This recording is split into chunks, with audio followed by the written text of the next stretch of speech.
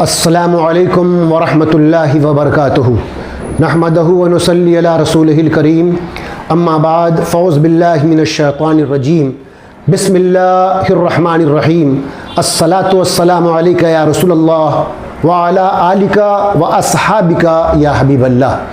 اللہ عز و جل کے فضل و کرم سے نہایت ہی شاندار اور برکتوں سے بھرپور مہینہ رمضان المبارک رخصت ہوا۔ اپنے پرایوں کو بھی اپنی برکتوں سے محروم نہیں رکھا۔ سچی بات تو یہی ہے کہ اللہ کی ہر ایک نعمت پر اس کا شکر بجا لانا چاہیے کہ وہ اپنے فرما بردار بندوں کے ساتھ نافرمانوں کو بھی خوب سے خوب تر موقع عطا فرماتا ہے۔ قرآن مجید میں ارشاد ہے وَاذْكُرُوا نِعْمَةَ اللَّهِ عَلَيْكُمْ، اور اللہ کا احسان اپنے اوپر یاد کرو۔ اس پوری آیت میں ایک موقع اور ایک واقعہ کا ذکر ہے کہ مسلمانوں یاد کرو کہ جب تم آپس میں ایک دوسرے کے دشمن تھے اور تمہارے درمیان طویل عرصے سے جنگیں جاری تھیں، حتیٰ کہ اوس اور خزرج میں ایک لڑائی 120 سال تک جاری رہی اور اس کے سبب رات دن قتل و غارت کی گرم بازاری رہتی تھی۔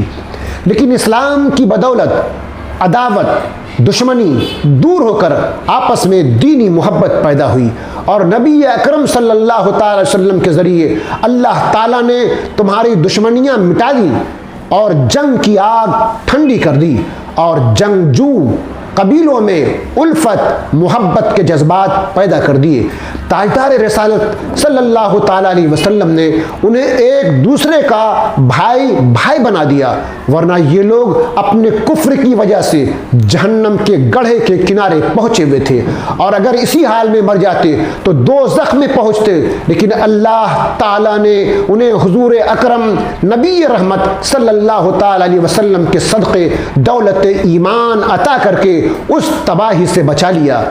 اس واقعہ سے معلوم ہوا کہ سرکار دو عالم رحمت للعالمین صلی اللہ تعالیٰ علیہ وسلم دوزخ سے بچنے کا سب سے بڑا اور سب سے افضل ذریعہ اور وسیلہ ہیں۔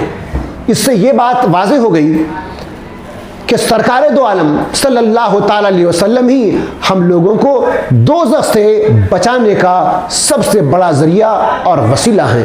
حضرت جابر رضی اللہ تعالیٰ عنہ فرماتے ہیں کہ کچھ فرشتے حضور اقدس صلی اللہ علیہ وسلم کی بارگاہ میں اس وقت حاضر ہوئے جب آپ صلی اللہ تعالیٰ علیہ وسلم سو رہے تھے۔ ان فرشتوں میں سے ایک نے کہا یہ تو سو رہے ہیں، دوسرے فرشتے نے کہا ان کی آنکھ سوتی ہے اور دل جاگتا رہتا ہے۔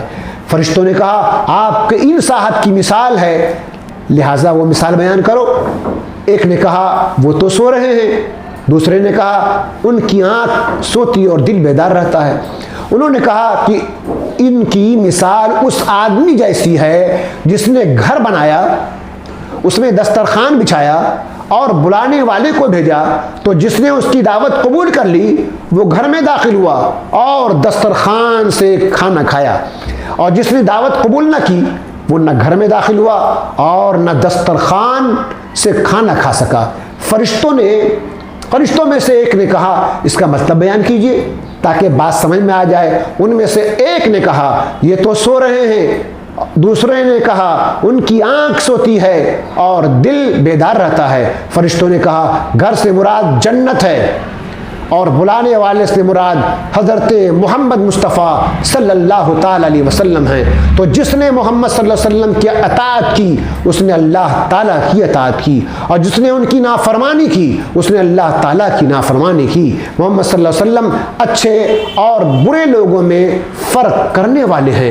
حضرت ابی ہریرہ رضی اللہ تعالیٰ عنہ سے روایت ہے کہ نبی اکرم صلی اللہ تعالیٰ علیہ وسلم نے ارشاد فرمایا میری مثال اس شخص کی طرح ہے جس نے آگ جلائی اور جب اس آگ نے ارد گرد کی جگہ کو روشن کر دیا تو اس میں پتنگے اور حشرات الارض گرنے لگے۔ وہ شخص ان کو آگ میں گرنے سے روکتا ہے اور وہ اس پر غالب آ کر آگ میں دھڑا دھڑ گر رہے ہیں۔ بس یہ میری مثال ہے اور تمہاری مثال ہے کہ میں تمہاری کمر پکڑ کر تمہیں جہنم سے روک رہا ہوں اور کہہ رہا ہوں کہ جہنم کے پاس سے چلے آؤ، اور تم لوگ میری بات نہ مان کر پتنگوں کے آگ میں گرنے کی طرح گرے چلے جا رہے ہو۔ معلوم ہوا کہ رسول خدا صلی اللہ تعالی علیہ وسلم کی نافرمانی، آپ کی باتوں سے روگردانی کرنا اور آپ صلی اللہ علیہ وسلم کی چھوٹی سی چھوٹی بات پر عمل نہ کرنا جہنم میں جانے کا سبب بن سکتا ہے۔ تو اے پیارے اسلامی بھائیوں اور بہنوں، میری آپ لوگوں سے عاجزانہ اپیل ہے کہ اللہ عز و جل اور رسول مقبول صلی اللہ تعالی علیہ وسلم کی نافرمانی سے بچنے کی ہر تدبیر بروئے کار لائیں۔